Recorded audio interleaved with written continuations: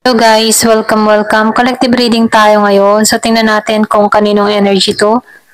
Be open-minded po, hindi po halos lahat makaresonate. Thank you nga po pala sa mga nagsusubscribe, sa mga bumabalik. Maraming pong salamat. Give me the message for collective. Kaninong energy to? Give me the message for collective. Kaninong energy to?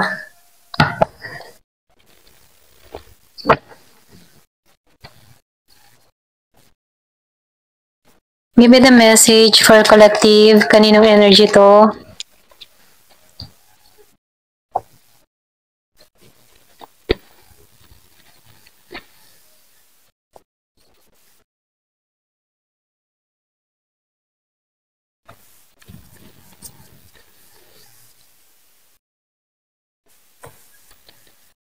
Yung iba sa inyo, wala kang idea dito.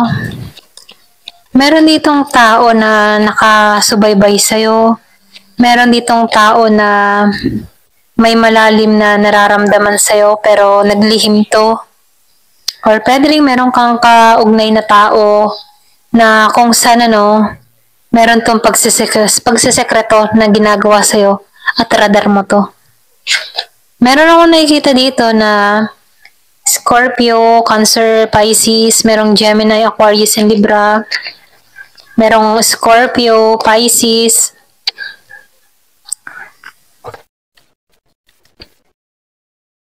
O pwede rin yung iba sa inyo, meron kang minahal na tao dito pero hindi to nagpapakita ng emotion sa'yo. Ito rin nakikita ko, or pwede rin ikaw, vice versa. Ikaw yung tipo ng tao na hindi ka nag-express ng nararamdaman. So, nakikita ko dito na malakas ang pakaramdam nito. Ito rin nakikita ko, itong tao ito, malakas ang pakaramdam ng tao na to na parang merong kulang.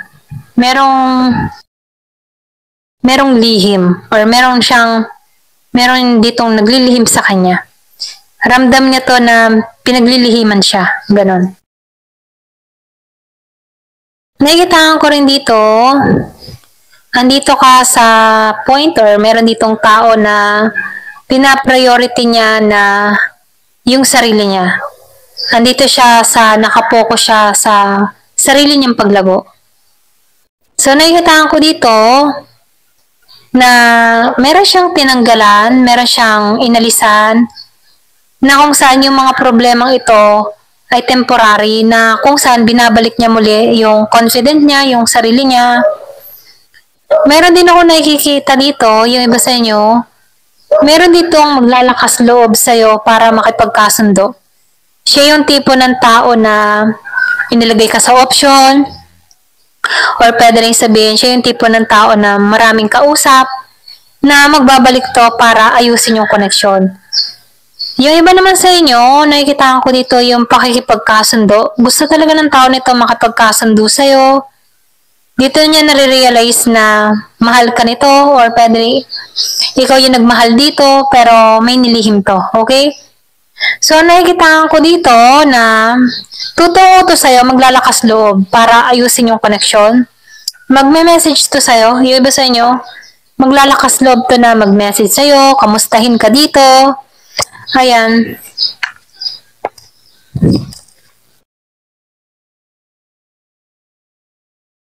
So, nakikita ko dito yung paglilihim ng tao nito.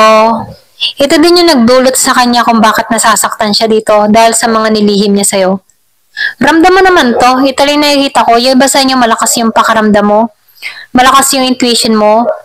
Ramdam mo na meron siyang nililihim dito sa'yo at malakas talaga. Kutob na kutob mo to. Kahit ang tao nito, kahit magsinungaling sa'yo, radar mo. Okay? Meron ako nakikitang Gemini, Aquarius, and Libra. Meron ditong nasasaktan. Nasaktan to, yung iba sa inyo, nung inalisan mo to, nung tumungo ka sa ibang direksyon. Nakikitaan ko dito na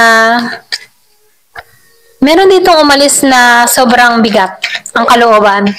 dahil sa mga problemang idinulot sa kanya nito. Inalisan ito ng tao na to na masakit, okay? Or pwede rin itong tao na to, kung meron kang person, nakikita ko dito, umalis to ng yung tipo na nasaktan to nung inalisan mo to. Okay? Mabigat yung energy. So, meron ako nakikitang Taurus, Pisces, Scorpio. So, nakikitaan ko dito, meron tong lihim kaya inalisan mo to. Meron kang natuklasan dito sa tao na to. Pwedeng natuklasan mo to na marami pang kausap maliban sa'yo. Kaya inalisan mo to ng mabigat ang kalooban. Yung iba sa inyo, ha? So, kung kanino mga energy to, ito na yung nakikita ko dito. Pero ganun pa man, kahit nakaranas tong tao na to ng bigat ng kalooban, nananatili pa rin to yung pagkapit niya sa Diyos. Nananatili pa rin sa tao na to yung faith niya, yung pananalig niya, na lahat ng ito'y matatapos din. Lahat ng problemang ito'y matatapos din. So, nakikita ko dito yung determinasyon ng tao nito. Hindi siya nawawalan ng pag-asa na kung saan itong mga problemang kinakaharap niya dito about sa tao na to ay mararamdaman din niya. So, nakikita ko dito, nasaktan siya dito. Kaya gusto din ng tao nito na maibalik din yung sakit na nararamdaman niya. So, nakikita ko dito na itong tao na to, nagpasya na lang to na sa pagbabago, baguhin yung sarili niya. Nakatuon na lamang siya dito sa yung tipo na sarili na lang na muna niya, unahin niya. Ganon. So, meron ako nakikita dito na ninonurture niya yung sarili niya, minamahal niya na muli yung sarili niya. Dahil sa mga sakit na naranasan niya, naisip ng tao na to na unahin ko muna yung sarili ko bago siya. Ganon, okay? So, nakikita ko dito, mabigat yung pagpapasya ng tao na to na tanggalan tong person niya dito dahil pwede rin sabihin na pagod na siya or pwede rin sabihin na sawa na siya. Kaya nagpasya na lang tong umalis dito para sa sarili niya. Nalaman din ng tao nito na kailangan niyang pahalagahan yung sarili niya. Ayan. Pasensya na ako, nautal ako. So, nakikita ko dito, kahit nasaktan siya ng alis na niya to, itong tao na to, naranasan din ng tao niya na masaktan. Parang silang nasaktan, pero nakikita ko dito na yung sakit na naidulot itong tao na to, okay? Ganon din yung naidulot ng person niya. Ganon. So, nakikita ko dito, nanalangin tong tao na to, nagdasal siya ng pagbabago. Kaya yung nakakamtan niya dito ay gantimpala. Nasaktan siya dito pero ginantimpalaan siya dito. May mga mahal siya sa buhay na sumusuporta sa kanya, nagmamahal sa kanya. So, nakikita ko dito na nagiging masagana yung pamilya. Okay? So, nakikita ko dito kahit binitray siya dito, yung iba sa inyo nagbalik sa kanyang magulang or sa kanilang tahanan. Okay? Meron siyang inalisan dito na sobrang bigat. So, nakikita ko dito, meron ditong mga mahal siya sa buhay na sumusuporta sa kanya hanggang ngayon kung bakit nagiging siyang matagumpay dito. Kahit nakaranas siya ng mga kabiguan dito, naging sandata niya dito yung kanyang magulang, kanyang mga kapatid, o kaya kanyang mga mahal sa buhay na sumusuporta sa kanya. Pero yung tao nanloko sa kanya dito, nakakaramdam ngayon ng pait, sakit. So, yung naranasan ng taong ito, na naloko, nakikita ko dito, ngayon nararanasan ng taong nagloko sa kanya. So, nakikita ko dito na nagbaliktad yung sitwasyon, okay?